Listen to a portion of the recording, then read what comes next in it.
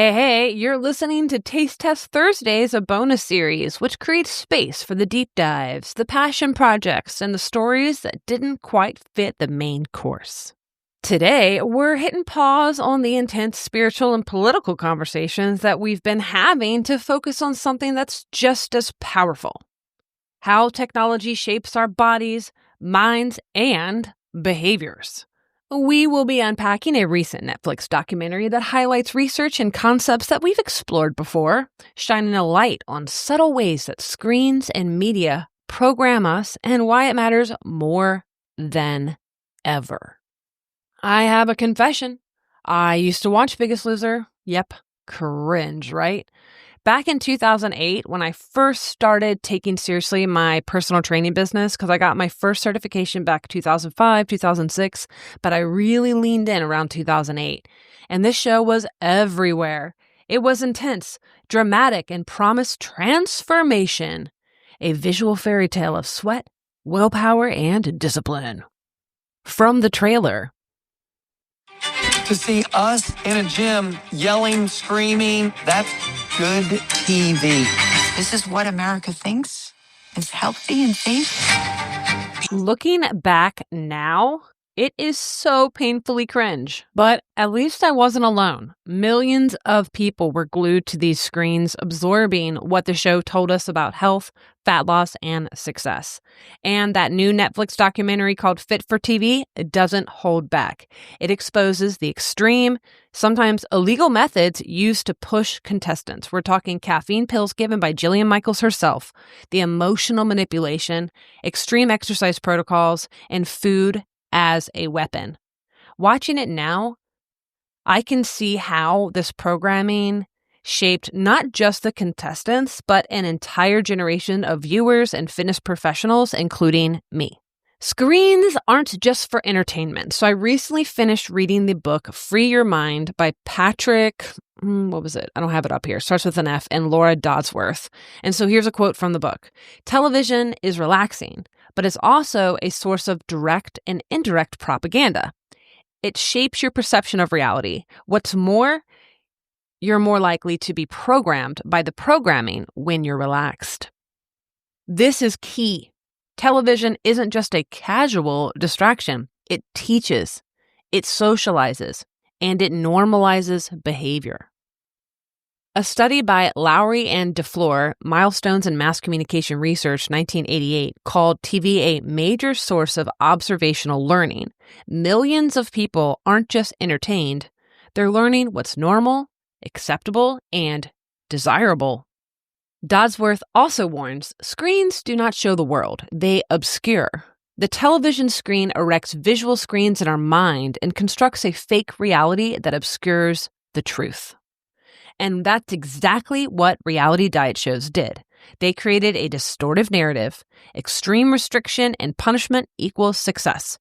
If you just try harder, work longer, and push further, your body will cooperate. Except, biology doesn't work like that.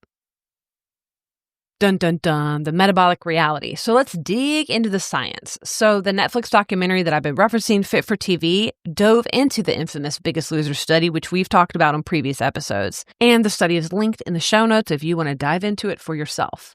But here's what happened. Contestants followed extreme protocols like 1,200 calories a day, 90 to 120 minutes of intense daily exercise, but sometimes it was more like 5 to 8 hours in a day, and quote-unquote frankenfoods like fat-free cheese or energy drinks. They lost massive amounts of weight on TV, dramatic, visible transformations, and the ratings were gold. But 6 years later, researchers checked back. Most of the contestants regained 70% of the weight, but the real kicker here, their resting metabolic rate, their RMR, was still burning 700 fewer calories per day than their original baseline before they started the show. That is 500 calories less than expected on regaining body weight. So what does that mean in everyday terms? Okay, imagine you used to burn 2,000 calories a day just by living, just being you, doing you. After extreme dieting, your body was only burning 1,300 to 1,500 calories a day, even though you weighed almost the same. That's like your body suddenly deciding it holds on to every calorie, making it harder for you to lose weight or even maintain your weight, no matter how quote unquote good or quote unquote clean you eat or how much you exercise. And this is huge. It shows that extreme dieting and these extreme fitness transformations don't just fail long term. It fundamentally rewires your metabolism. And let's talk why. First off, we see the leptin crash. And so leptin is the hormone that tells your brain you're full. And this plummets during extreme dieting or for the contestants during the show. And after weight regain, leptin rebounds, but their resting metabolic rate didn't. So normally these rise and fall together, but the link was broken. Loss of lean muscle mass. So contestants lost about 25 pounds of muscle, regaining some of it the 6 years after the series that they were on, but that didn't restore metabolic function. And muscle is truly priceless. So it is inevitable that it's going to be lost at some point when you're going through a fat loss phase, but gosh, losing 25 pounds of muscle is not a joke. And the last thing is hormonal havoc. So chronic calorie deficits and extreme overtraining disrupt thyroid, reproductive, and adrenal hormones. That will lead you into weight loss resistance, missed periods, hair loss, and feeling cold like your fingers, your toes, and this is all part of the aftermath. So to put it bluntly, your body is not passive.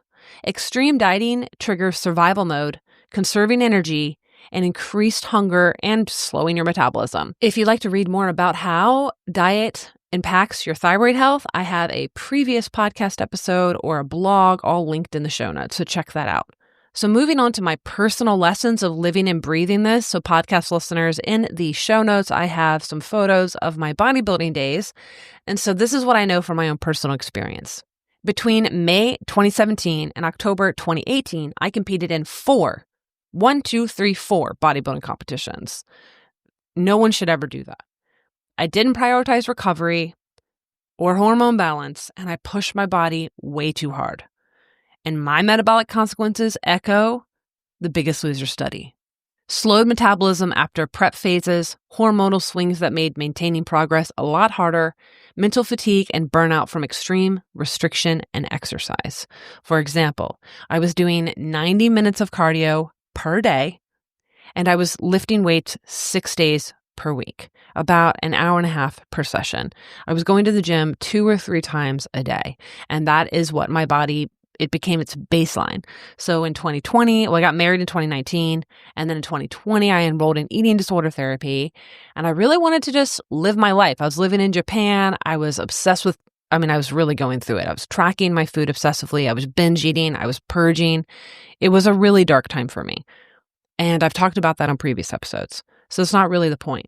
I just wanted to say that learning about the Biggest Loser study, understanding metabolic adaptations helped me see that this isn't just a willpower issue, like what I've been dealing with chronic pain, weight gain over the last 5 years, is that diet culture and TV had me convinced that suffering equals transformation.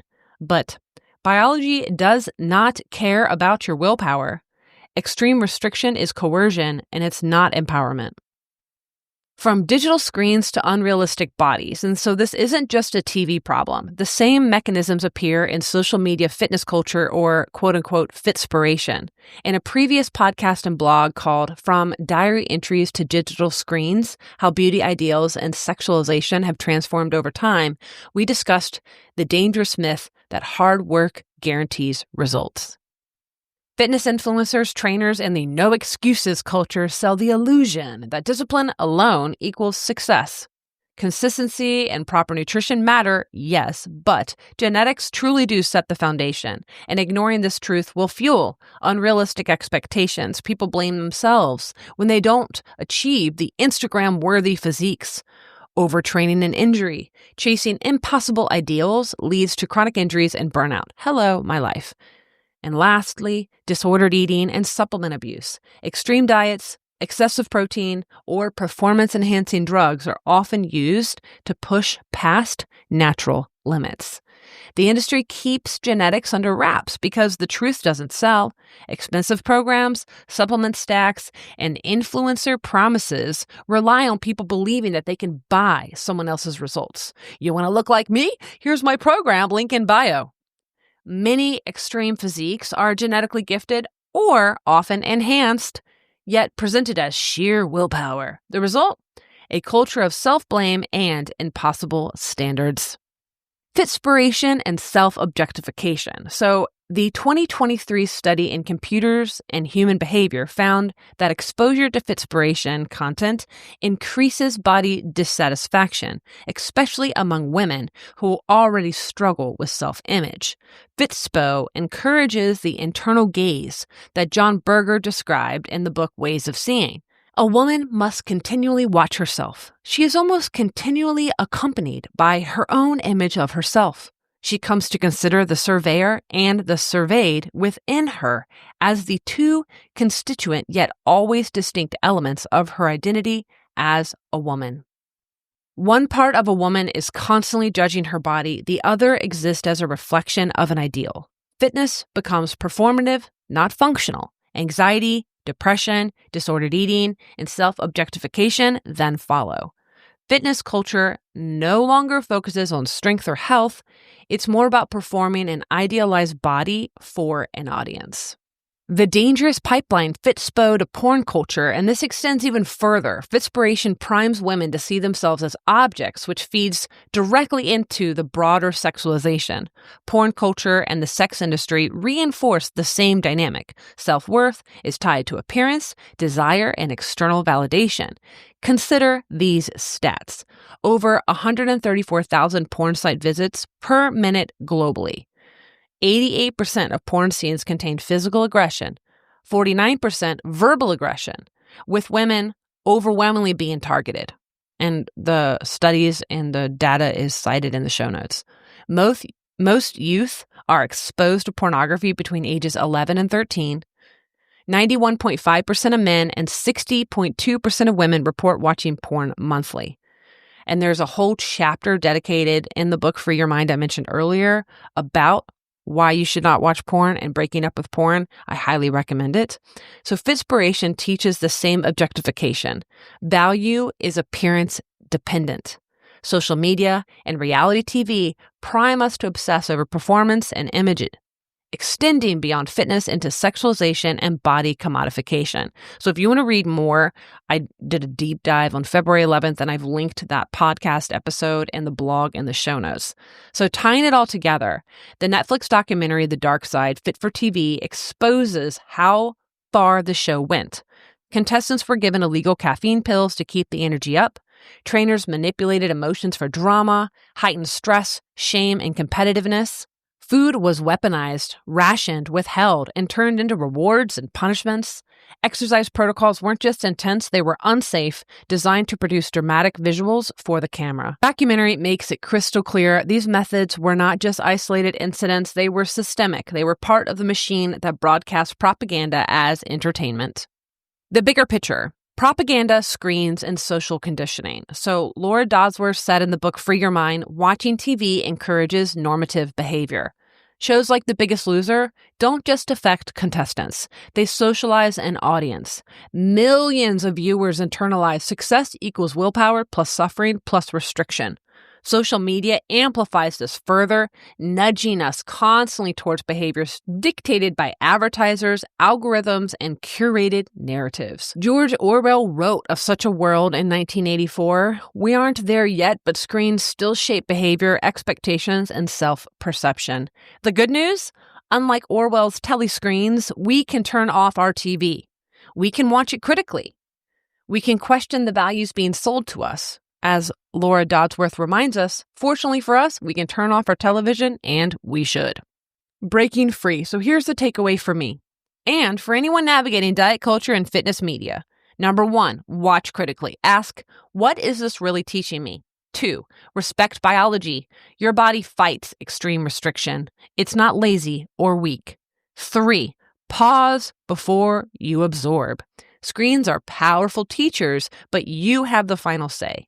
The bigger question isn't just, what should I eat? Or how should I train? It's who's controlling the story my mind is telling me and who benefits from it.